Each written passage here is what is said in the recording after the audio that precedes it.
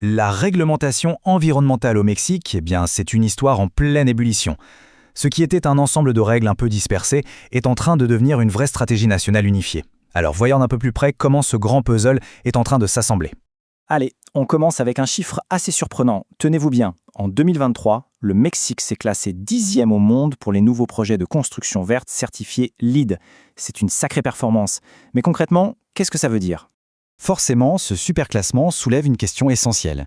Est-ce que ce succès vient de règles hyper strictes ou est-ce qu'il repose surtout sur des initiatives volontaires?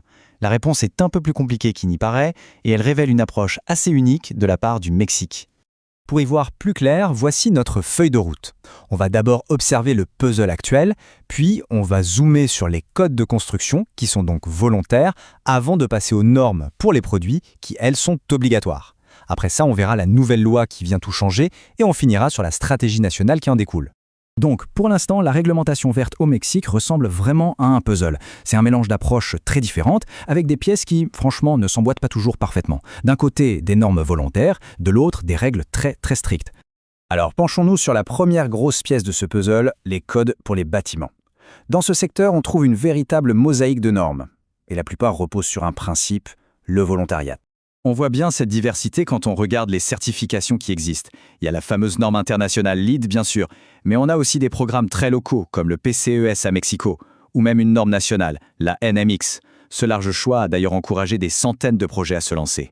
Et voilà le poids crucial de cette partie. Malgré leur popularité, malgré les aides qui peuvent exister, aucun de ces programmes n'est légalement obligatoire pour tous les bâtiments. Les promoteurs choisissent d'y adhérer, mais rien ne les y force. Ok, on vient de voir le côté volontaire pour les bâtiments. Maintenant, attention, on change complètement de décor. Le contraste est frappant. Si pour la construction, c'est plus qu'au souple, pour les produits vendus au Mexique, c'est une toute autre histoire. Là, ce n'est pas du tout une option. Ici, on entre dans le domaine de la réglementation dure. L'outil principal de ce contrôle, c'est la Norma Oficial Mexicana, ou la marque NOM. Un simple sceau, mais qui a un pouvoir énorme sur le marché. Alors la NOM, qu'est-ce que c'est? Eh bien, c'est une certification obligatoire. Si un produit, importé ou local, fait partie de l'une des 2000 catégories réglementées, il doit avoir cette certification pour être vendu. Il n'y a tout simplement pas d'exception. Et ça concerne des produits de notre quotidien. Pensez aux réfrigérateurs, aux machines à laver, aux climatiseurs, mais aussi à l'éclairage ou même aux équipements de télécom. La portée de la NOM est vraiment immense. Tout ça nous montre une chose très claire. Le Mexique a les moyens de mettre en place des réglementations très strictes et de les faire respecter. Simplement, jusqu'à maintenant, cette force de frappe a été utilisée de manière très ciblée, en se concentrant sur les produits plutôt que sur le secteur de la construction.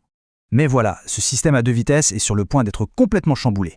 Une nouvelle loi majeure vient d'arriver et elle est conçue précisément pour rassembler toutes ces pièces éparses en appelant unique, cohérent et contraignant. Il s'agit de la loi sur la planification et la transition énergétique. Son objectif est très simple, créer un plan national unique et surtout juridiquement contraignant. Autrement dit, fini le volontariat, place à la planification obligatoire. Cette citation, qui vient tout droit de l'article 1er de la loi, montre bien l'ambition. On ne parle pas seulement d'environnement, on parle de souveraineté, de justice sociale et d'autonomie énergétique pour le pays. C'est une vision vraiment globale. Un des concepts au cœur de cette loi, c'est la transition énergétique. Et ce n'est pas juste un slogan, c'est la politique officielle qui vise à faire basculer tout le système énergétique du pays des énergies fossiles vers les renouvelables. La loi met aussi en avant la notion de justice énergétique. Ça veut dire que cette transition doit être équitable pour tout le monde. L'objectif, c'est de lutter contre la précarité énergétique et de s'assurer que tous les citoyens aient accès à une énergie fiable, propre et abordable pour leurs besoins essentiels. Bon, cette loi est très ambitieuse, mais comment est-ce qu'elle se traduit en actions concrètes? Eh bien, elle met en place une stratégie nationale très détaillée, un vrai plan directeur pour l'avenir énergétique du Mexique. La nouvelle structure est très organisée. Tout en haut, il y a l'Estrategia, qui est la vision à long terme. En dessous, elle est déclinée en plans d'action spécifiques. Le plat TS pour la transition, le PLDS pour l'électricité ou encore le plat DECHI pour les hydrocarbures. Chaque pièce a sa place dans un ensemble cohérent et tout ça s'inscrit dans le temps. Les plans sectoriels, eux, sont prévus sur un horizon de 15 ans pour des actions à moyen terme. Mais la grande stratégie nationale, elle, voit beaucoup plus loin, avec une vision qui s'étend sur 30 ans et même au-delà. En résumé, le changement est fondamental. Le Mexique est en train de passer d'un système fragmenté, un peu à la carte, à une stratégie nationale intégrée, planifiée de manière centrale et pensée pour le très long terme. C'est la naissance d'un véritable plan directeur. Le plan est donc sur la table, la vision est claire, mais le plus grand défi ne fait que commencer. Transformer cette ambition en une réalité tangible. La question n'est plus de savoir quoi faire, mais plutôt comment y arriver. Et ça laisse à réfléchir.